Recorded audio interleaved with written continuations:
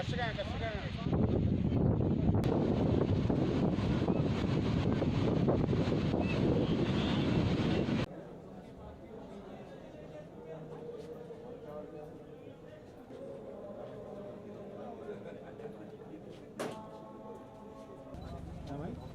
हाँ फैक्ट्री में थे, पता नहीं। एक ही घर के थे।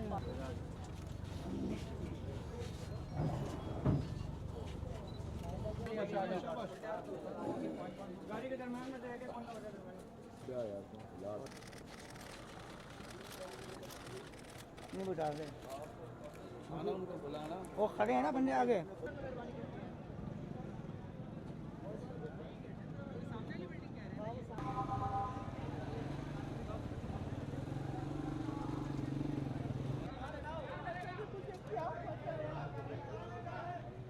हॉक्स बे ठट्ठल बीच पे नहाते हुए पानी में अफराद डूब गए, जिनकी तादाद तकरीबन 13 है और ये सारे अफराद, इनमें से 7 से 8 अफराद एक ही घर के हैं और बकाया अफराद अलग अलग इलाकों के हैं। इनको हॉक्स बे ठट्ठल बीच से उठाकर एदी ने सिविल अस्पताल ट्रामा में पहुंचाया